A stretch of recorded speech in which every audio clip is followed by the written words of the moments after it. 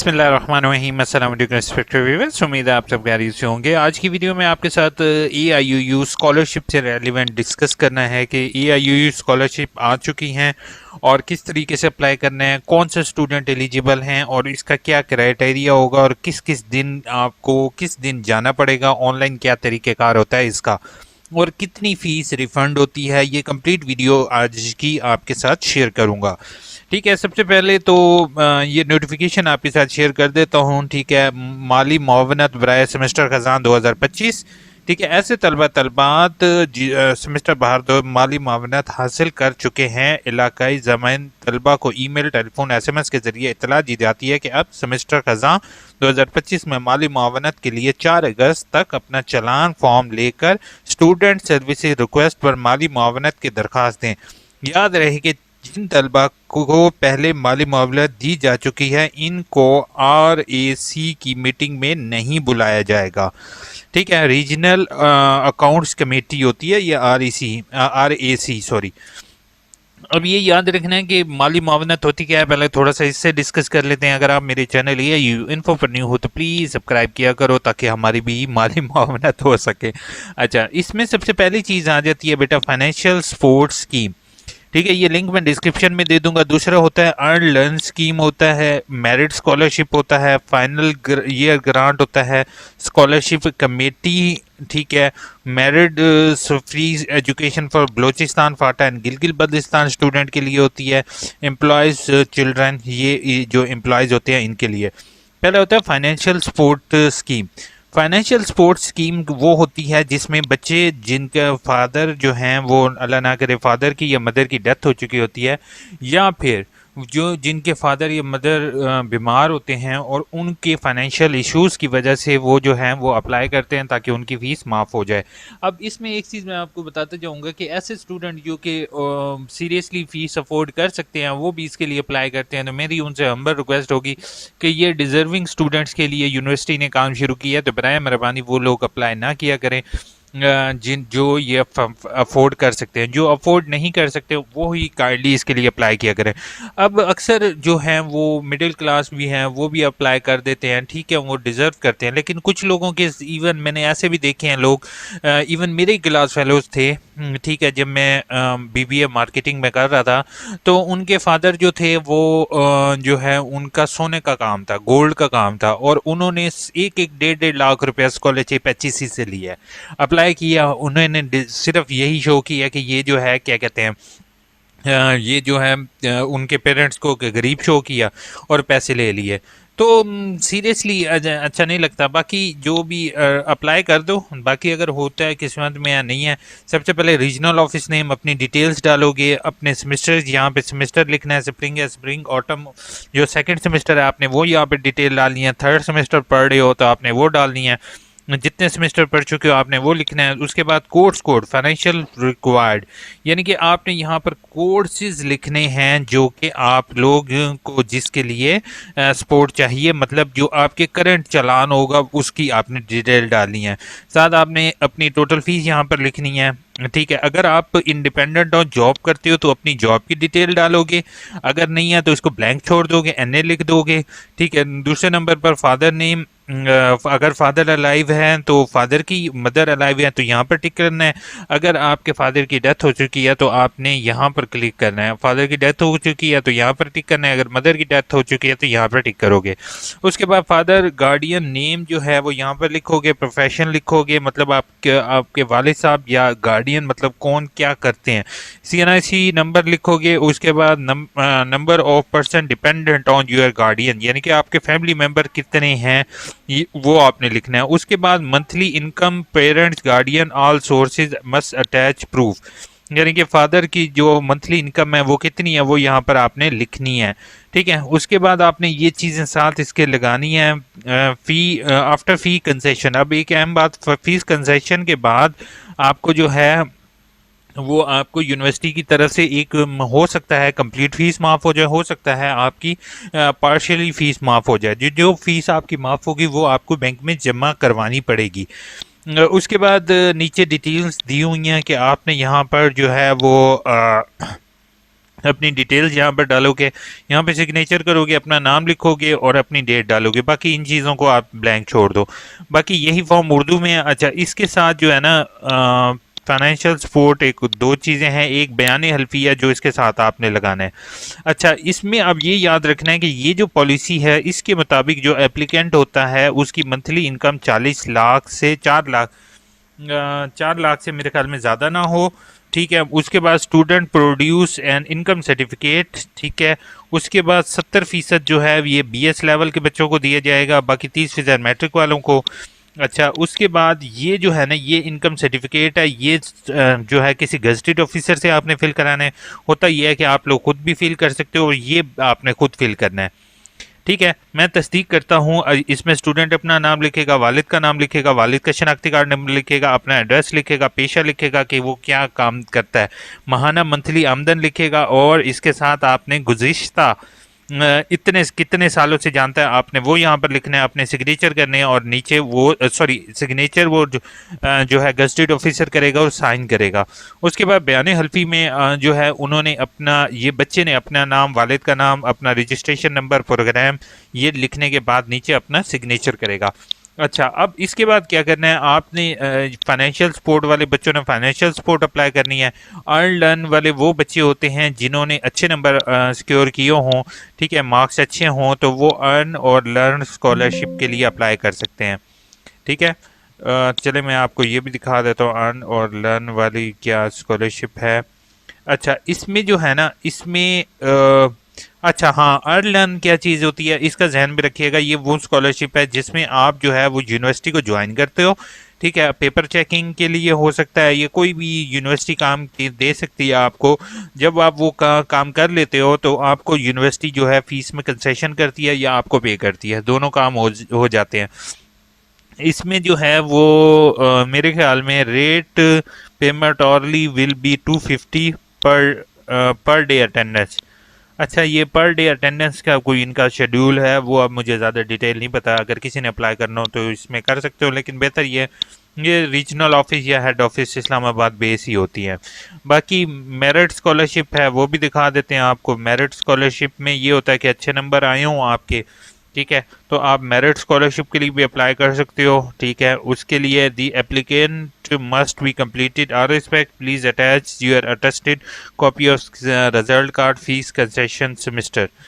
ठीक है, तो इसमें आपने यहाँ पर्टिकुलर डिटेल्स अपनी यहाँ पर डाल दोगे। उसके बाद स्कॉलरशिप कमेटी जो है वो, अच्छा ये जो है ना, ये चीज़ बहुत ज़्यादा इंपॉर्टेंट है हमारे डिसेबल्ड बच्चों के लिए और प्रिजनर्स के लिए। प्रिजनर्स वो बच्चे होते हैं जो जेल में तालीम हासिल कर रहे हैं। इनसे तो जो है सीरियसली हम भी थोड़ा सा काम किया है, जिसमें जेल में अगर कोई भी आपका जानने वाला गलती से जेल में बंद हो गया है या किसी वजह से और वो वहाँ पर तालीम हासिल कर रहा है, तो इस्लामिक इकबाल ओपन यूनिवर्सिटी का एक अच्छा इकदाम है कि वो तमाम बच्चों की फ़ीस जो है वो 100% वेव है।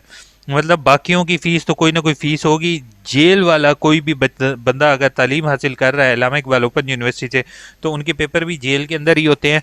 ठीक है, तो उन्होंने उनके लिए कंप्लीट फ़ीस माफ़ी है। ठीक है, उनके लिए ये फॉर्म है। मेरिट बलूचिस्तान वाले बच्चों के लिए अवेलेबल है कि जो बलूचिस्तान के लिए अप्लाई करेंगे, एप्लीकेशन फॉर चिल्ड्रन जो इनके अपने एम्प्लॉयज़ के बच्चे होते हैं उनके लिए ये स्कॉलरशिप है। अच्छा, अब इसके लिए अप्लाई करने के लिए आपने EMI अपने CMS सॉरी इनरोलमेंट पोर्टल को लॉगिन कर लेना है। स्टूडेंट रिक्वेस्ट नेक्स्ट जो है वो आपने क्रिएट अ न्यू रिक्वेस्ट के बटन पर क्लिक करना है, और इस पर क्लिक करने से पहले एक चीज़ का जहन में रखना है कि आप लोगों ने इसको डाउनलोड कर ले के प्रिंट करवा के सिग्नेचर वगैरह करवा लेने हैं। ये जस्ट अपलोडिंग का ऑप्शन। नेक्स्ट जो है यहाँ पर आपके सामने अप्लाई फॉर रिफंड के नीचे अप्लाई फॉर फाइनेंशियल एड लिखा होगा, आपने इस पर क्लिक के बाद जो दूसरा काम आएगा वो आपका आएगा कि आपने ना यहाँ पर जो भी फॉर्म डाउनलोड किया, और यहाँ से भी वैसे डाउनलोड कर सकते हो आप, ये जैसे ऊपर लिंक आ रहा है इस पर क्लिक करके। बट कोशिश ये करना है कि जो भी आपने डाउनलोड किया, आपने जैसे मैं पहले वाला ऑप्शन को सिलेक्ट कर रहा हूँ फाइनेंशियल सपोर्ट वाले पे, इस पर क्लिक करके नेक्स्ट जो है मैंने क्या करना है, यहाँ से अपना रीजनल ऑफिस चूज़ करना है। जैसे कोई आपका रीजनल ऑफिस जो है वो मैं यहाँ से इसका फैसलाबाद सेलेक्ट कर लेता हूँ। ठीक है, वैसे फैसलाबाद मुझे अच्छा नहीं लगता बिल्कुल, तो हम ना इसको सरगोदा सेलेक्ट कर लेते हैं। ठीक है, उसके बाद नेक्स्ट। अच्छा, ये तो मैं अभी वैसे ही चूज़ कर रहा था सरगोदा, तो कोशिश ये करना है आपका जो भी रीजनल ऑफिस हो आपने वही सिलेक्ट करना है। ये नहीं करना कि आपने कोई और रीजनल ऑफिस सेलेक्ट करी बैठे हो कि भाई हमें अच्छा नहीं लग रहा। तो यहाँ पर जो है ना वो आपने डिटेल्स डालनी है कि sir I need financial support, my father is, अपना इशू लिखो। ठीक है, नंबर 2 पर आपने जो भी चीज़ें, आईडी कार्ड है, अच्छा इसके साथ एप्लीकेशन फॉर्म है, बयान हल्फी है। ठीक है, नंबर 3 पे आईडी कार्ड है। ठीक है, और आपका रिजल्ट है लास्ट सेमेस्टर का, वो चीज़ें यहाँ पर आप अटैच कर दो और इसको सबमिट कर दो। ठीक है, उसके बाद आपको यूनिवर्सिटी ये डॉक्यूमेंट भेजने की ज़रूरत नहीं है। फिर 10 तारीख को या 10 को या यहाँ पर मैं डेट आपको दिखा देता हूँ कि फ़ीस माफ़ी की फ़हरिस्त मुकम्मल करने की, यानी कि 10 तारीख को और ये डेट्स को वो बुलाएंगे आपको, आपको बाकायदा कॉल भी आएगी और आपको बुलाया जाएगा।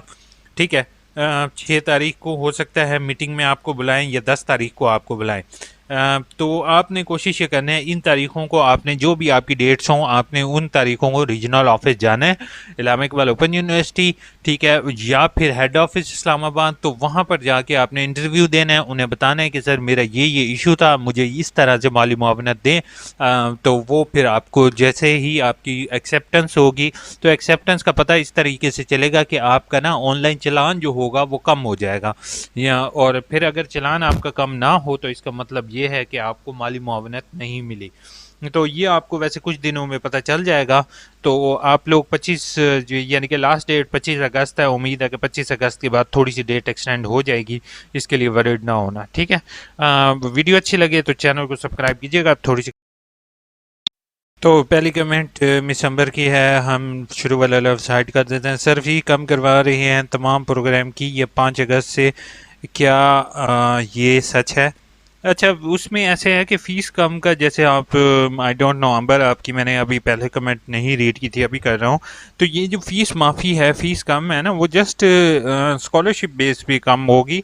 अदरवाइज ये नहीं है कि जिन बच्चों ने फ़ीस पहले पे कर दी है उनसे जो है वो एक्स्ट्रा फ़ीस ली जा रही है, जो दूसरे बच्चे हैं उनसे कम ली जाती है। ऐसा कभी भी यूनिवर्सिटी की तरफ से नहीं हुआ। अगर कंसेशन मिली तो सभी को मिलेगी।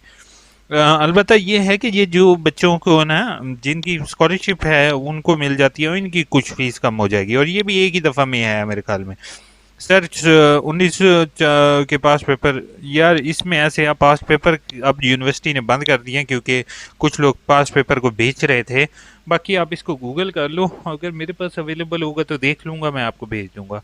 Sir please must reply, BA general में अप्लाई किया है, एप्लीकेशन सबमिट कर दी है बट फ़ी पे नहीं की, बट अभी मेरा BS 4 ईयर में एडमिशन लेने का प्लान है, तो क्या BS का एडमिशन हो जाएगा? BS का आपका एडमिशन हो जाएगा। आपका जो है वो आपने न्यू एप्लीकेशन जनरेट करो, अपना PVS डेटा ही कॉपी कर लो, जस्ट एक क्लिक करो और आपका BS का एडमिशन हो जाएगा, उसका चालान डाउनलोड हो जाएगा। बेशक आप चालान जितने मर्जी निकाल लो, उसका इशू नहीं है। सर मेरा 2 सेमेस्टर का क्विज अनफॉर्चुनेटली मिस हो गया, एक सब्जेक्ट में 63 नंबर आए हैं और एक में 85। बिल्कुल आप ठीक कह रहे हो। नीचे वाले क्विज वाली वीडियो में मैंने आवाज़ उठाई है बच्चों के लिए, शायद इस दफ़ा यूनिवर्सिटी कुछ करेगी क्योंकि 70 नंबर आवाम के आए हैं, लेकिन बहुत से बच्चे फेल हो गए हैं। चलें नेक्स्ट टाइम फिर ट्राई कीजिएगा। सर फिज़िकल के पेपर कितने टाइम के बाद होते हैं सेंटर में? फिजिकल पेपर 6 महीने बाद होते हैं। ठीक है, अब ये याद रखिएगा, बाकी एकेडमिक कैलेंडर आप देख लो तो ज़्यादा बेहतर है। बस कि सर FA के रेगुलर किया है, BS करना है, किस सब्जेक्ट में करते हैं करवाते हैं? BS ना सना, आपको मैं एक चीज़ रेकमेंड करूं कि होम टैब पर आओ, एडमिशन के बटन पर क्लिक करो, प्रोस्पेक्टस के बटन पर क्लिक करो, यहाँ से ये आपको सारे प्रोग्राम शो हो जाएंगे। ठीक है, ODL मूड में ये जो सारे प्रोग्राम शो हैं, इस्लामिक इकबाल ओपन यूनिवर्सिटी इन सारे प्रोग्राम से मैं कर रही है। फीस का स्ट्रक्चर इसमें देख सकते हो, बेहतर ही होगा मेरी एडमिशन वाली वीडियो देख लो। एडमिशन वाली वीडियो पे आपको कमेंट मिल जाएगी, उस पर क्लिक करके आप देख लो। BEd की ट्रांसक्रिप्ट अभी नहीं है पोर्टल पर। अच्छा, BS की BEd की ट्रांसक्रिप्ट आपको नहीं आ रही, आप कोशिश करो डिग्री के लिए अप्लाई करो। ठीक है, आपके पास रिजल्ट कार्ड नहीं है, कुछ भी नहीं है, फ़ौरन डिग्री के लिए अप्लाई करो, और कोई हल नहीं है। MPhil इंग्लिश लिटरेचर लिंग्विस्टिक करवाते हैं। यहाँ पर क्लासेस रेगुलर होती हैं या डिस्टेंस लर्निंग में एमफिल कर प्रोग्राम की क्लासेस हेड ऑफिस होती हैं। ठीक है, अलबत्ता ये है कि आप कुछ अरसे वर्कशॉप वगैरह पेपर वगैरह आपके यहाँ पर भी हो जाएंगे, लेकिन बेहतर ये होगा कि अगर आप इस्लामाबाद जा सकते हो तब अप्लाई करो। भाईजान एडीपी एडमिशन लेना है, प्रोग्राम नेम में 2 साल वाला, एडीएस में लेना, यहाँ से एडीए में लेना चाहिए। अच्छा, एडीएस जो है ना वो यहाँ पर होता ही नहीं है और एडीए में हो जाएगा आपका। और एडीए में बेहतर यह है कि इंग्लिश में आप ले लो या एडीए उर्दू कर लो, वो आपका जो होगा उम्र आप उसी में ही आप अप्लाई कर दो। सर आपका कॉन्टैक्ट नंबर मिल सकता है, एआईयू का चलान फॉर्म का इशू है। चले आप मुझे मेल पर कांटेक्ट कर लें, ठीक है मरियम, मैं ईमेल पर सभी स्टूडेंट को रिप्लाई देता हूँ। उसके बाद सर मेरा रिजल्ट कार्ड 1 कोर्स कोड पर फेल मेंशन आ रहा है, 41 marks, I am student of BEd 1 पर। अच्छा, इसमें ऐसे है 41 नंबर है तो आप फेल हो गए, आपको अगेन पेपर देना पड़ेगा। और FE1 है, FT2 है, तो ये जो है इसमें आपका ऑटोमेटिकली फेल होगा। सर MA इस्लामियत करवाते हैं? जी बिल्कुल करवाते हैं और इस्लामियत के पेपर भी होते हैं। चलें, अपना ख्याल रखिएगा, दुआओं में याद रखिएगा। EIUU इन्फो की वीडियोस देखते रहिएगा।